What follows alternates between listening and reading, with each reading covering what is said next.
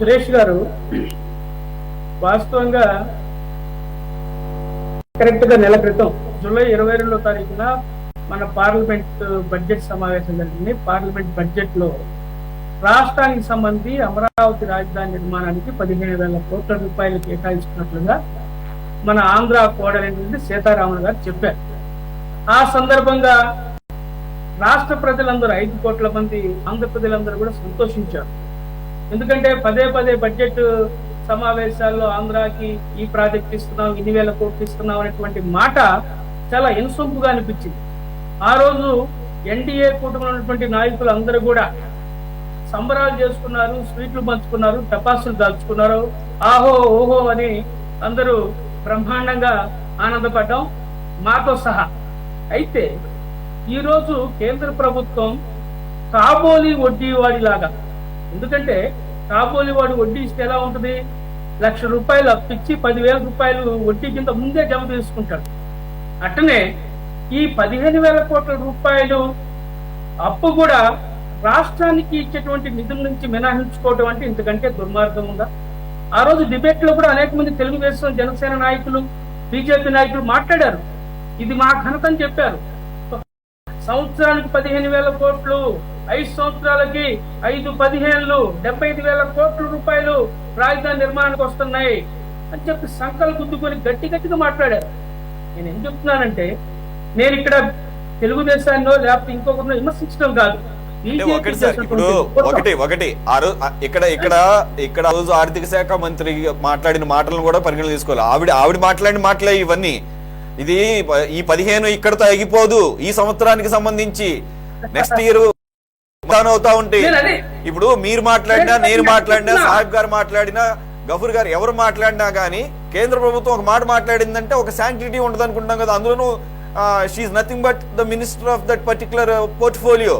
కాబట్టి మరి ఆవిడ మాట్లాడిన మాటల్ని మరి ఆవిడే సమాధానం చెప్పాలి. ఇంకొకటి, చాలా చక్కగా తెలుగులో కూడా ఆ రోజు సాయంత్రం మీడియాలో ఆవిడ తెలుగు రాష్ట్రాల నుంచి వెళ్ళారు. కాబట్టి మరి ఆవిడ ఓన్ లాంగ్వేజ్ లో ప్రజలకు అందరికీ అర్థమయ్యే రీతిలో చెప్పినటువంటి లాంగ్వేజ్ లో మాట్లాడిందే ఈ రోజు మరి ఆవిడే వైలేట్ చేస్తే, then she has to clarify or else she has to apologize at least.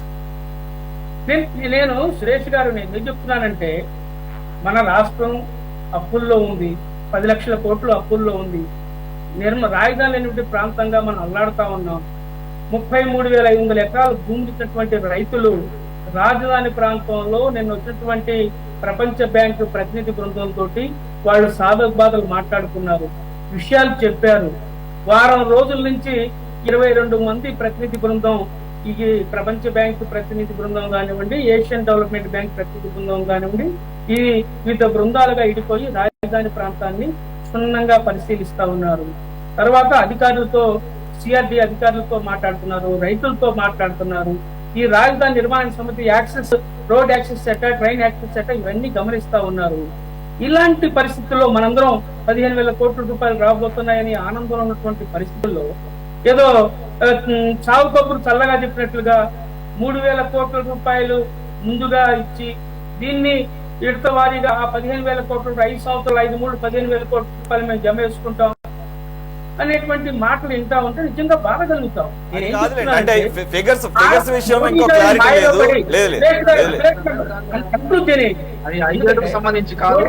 Modi గారి మాయలో పడి రాష్ట్ర ప్రజలు ఇప్పటికే 10 సంవత్సరాలు కాలం గడిచిపోయింది.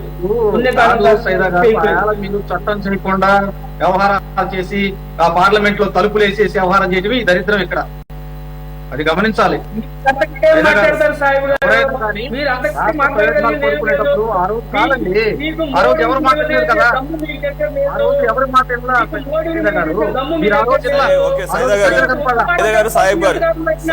సైదా గారు ఒక్క నిమిషం, కొద్దిగా సమయం పాటించండి. మళ్ళా ఇప్పుడు ఎవరు తప్పు చేశారు, ఎవరు ఒప్పు చేశారు అనేది కాదు. ఒక్క నిమిషం ఆగండి సైదా గారు. కాంగ్రెస్ తప్పు చేస్తే మరి బీజేపీ కూడా అంతే పెద్ద తప్పు చేసినట్లే ఆ రోజు సమర్థించారు. కాబట్టి ఆ అంశాల జోలికి వెళ్ళొద్దు.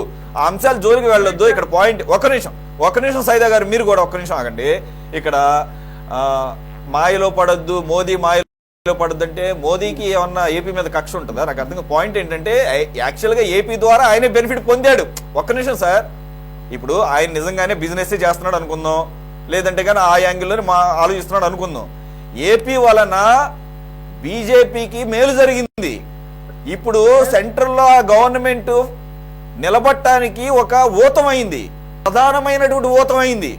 కాబట్టి మాయ చేస్తాడు అని అనుకుంటాం, అది అంత ఇది కాకపోతే దీంట్లో ఏమన్నా రూల్స్ అండ్ రెగ్యులేషన్స్ ఒకవేళ ఏపీకి ఇలా ఇస్తే, ఒకవేళ ఏపీకి ఇస్తే మిగిలిన రాష్ట్రాలు అడుగుతాయి, కాబట్టి దీనికి ఏ రకంగా చేయాలనే దాంట్లో ఏమన్నా ఉన్నాయేమో చూద్దాం. పాయింట్ ఏంటంటే, నాకు కూడా తెలిసినంత వరకు పోలవరం అనేది జాతీయ ప్రాజెక్టుగా కంప్లీషన్ చేయాల్సిన బాధ్యత సెంటర్కు ఉంది. కానీ విభజన చట్టంలో నేను కూడా అన్నాను, బాధ్యత అన్నాను, కానీ అక్కడ టర్మ్స్, ఇక్కడ టర్మినాలజీ చాలా తెలివిగా వాడతారండి.